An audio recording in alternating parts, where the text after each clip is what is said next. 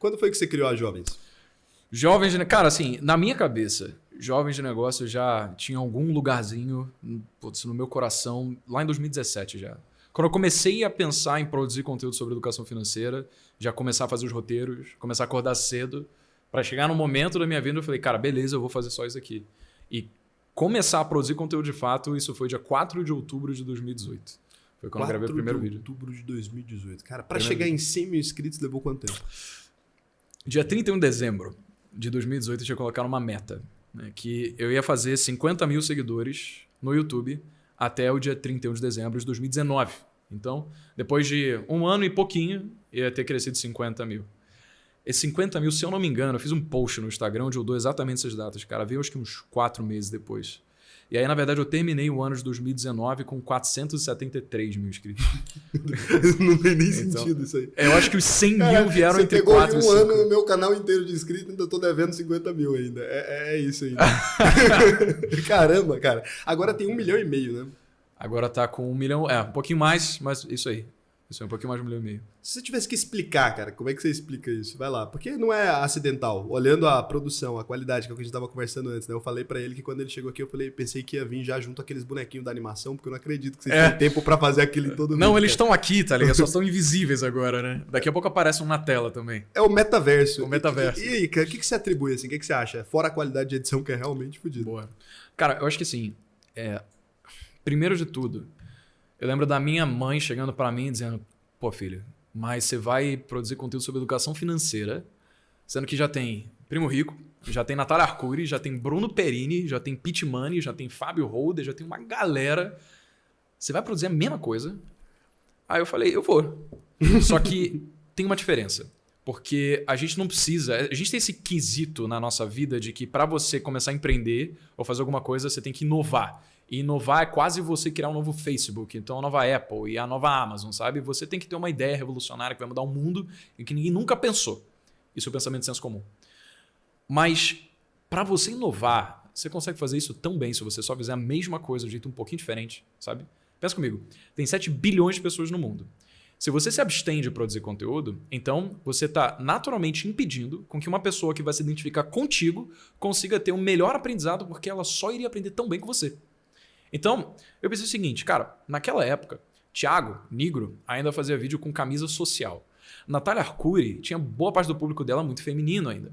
E eu pensei, poxa, tem tanta gente que poderia se beneficiar desse conteúdo que essa galera não fala. Porque Thiago tá falando de uma forma muito formal, Arcuri tá falando mais pro público feminino. Pô, e a galera da minha idade, cara? Porque todo mundo lida com dinheiro. Se a gente parar para pensar, desde quando a gente entra na escola, a gente começa a trabalhar um pouquinho, a receber uma mesada, a ver a importância do dinheiro, a gente aprende a ganhar e gastar. Mas a gente não aprende que a gente pode se dar o luxo de se aposentar aos nossos próprios termos se a gente souber um conceito chamado de renda passiva. Você pode acumular uma quantidade de patrimônio que, caso você invista bem, pode te garantir a sua aposentadoria. Mas não, a gente aprende que isso vai acontecer para todo mundo pelo INSS quando a gente atingir os 65 anos de idade. Então, educação financeira é uma coisa tão importante para todo mundo. Eu pensei, pô, e se eu falar que nem eu falo numa conversa de bar com os meus amigos, tomando, uísque, trocando uma resenha, como uma pessoa da minha idade gostaria de ouvir, ao invés de falar como... Então, muito bem, senhores, hoje vamos falar sobre as implicâncias da taxa Selic na macroeconomia internacional. Então, você já reparou que sempre que a gente vai dar um exemplo merda, a gente lembra de taxa Selic? Eu não sei lá. Acho que é porque é a única coisa que passava no jornal, sei lá. Tipo... É a única coisa de economia que a gente se preocupava em ouvir, né, velho? Eu não entendia nada, tá ligado?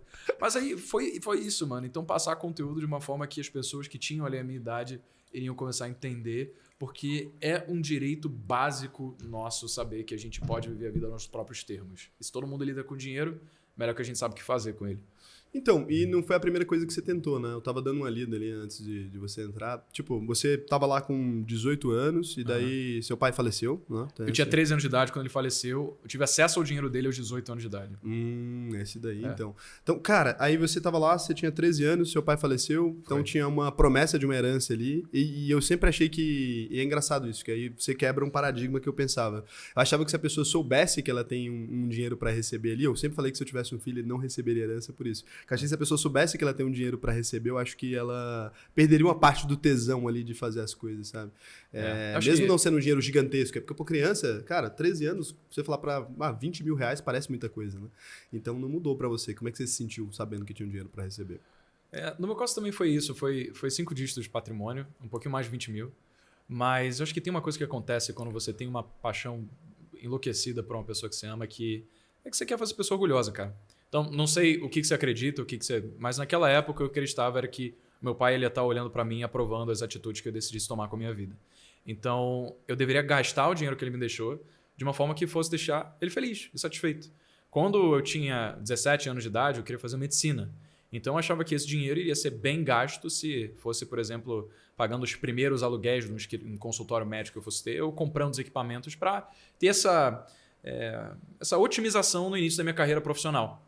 Mas aí depois eu larguei medicina, comecei a fazer engenharia, e aí comecei a perguntar de novo, poxa, como é que eu vou gastar esse dinheiro? Você começou medicina, largou então, e aí foi depois pra 6 meses de engenharia. larguei medicina. 6 meses de medicina, largou, foi pra engenharia. Aí, da engenharia, você largou engenharia de novo, daí você entrou em outro curso ou aí você foi direto para os jovens mesmo? Foram 3 cursos, cara, no total. Primeiro foi medicina, esse era o sonho que durante a escola eu tinha pensado que ia ser aquela única coisa que eu ia perseguir alcançar pro resto da vida, a exclusão de todo o resto.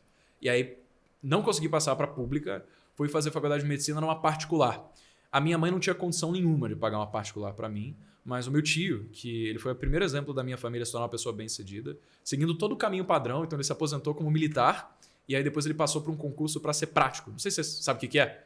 Uhum. Prático é aquele cara que atraca navio. Tá? Não é que ele é uma pessoa prática de praticidade. Não, achei que era prático de, sei lá, de outra área da vida, mas navio específico, navio. Prático de navio. Pega um navio cargueiro, aqueles navios imensos.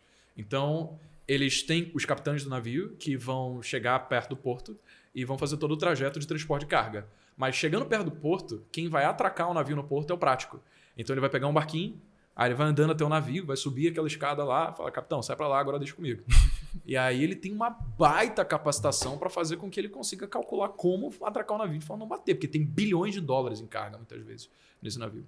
Aí meu tio passou nesse concurso, passou em 4º lugar, e de repente ele se tornou uma pessoa que deixou de ganhar não sei quanto ele ganhava, mas salário de classe média, e passou a ganhar salário de gente rica. E aí ele chegou para mim e falou, Brenão, se você não passar para a faculdade de medicina na pública, titio tá aqui, cara. Vai com tudo, mete bronca, vou bancar a tua particular. E aí foi isso que aconteceu. Eu passei para medicina, ele bancou isso por 6 meses, e aí depois eu larguei. Eu tive que falar com ele, cara, então, não vai rodar, não vai rolar, assim. A experiência que eu tô tendo aqui, por mais que sejam muito engrandecedoras, são coisas que não estão me colocando numa posição onde eu consigo vislumbrar no futuro fazer o que eu estou fazendo hoje. Então, vou largar. E ele falou, Brenão, tá tranquilo, passei por essa mesma coisa. Ele tinha começado a fazer engenharia também, largou. Ele sabe o que é você mudar de opinião do que você quer fazer da vida. Então, tive todo o apoio para começar a fazer vestibular de novo, mesmo ele já tendo desembolsado uma grana. E aí, eu consegui passar para a pública depois, para engenharia mecânica no Cefet, que era uma faculdade lá do Rio de Janeiro. Depois, eu fui reclassificado para engenharia ciclo básico na UFRJ, que é a federal lá do Rio. E aí, da ciclo básico é basicamente você ter a possibilidade de fazer todos os cursos do ciclo básico de engenharia para depois definir o que você vai fazer de fato na engenharia. E aí eu fiz esses 2 anos de engenharia, entrei para engenharia de produção, aí sim larguei e comecei o canal do YouTube e fiquei 100% nisso.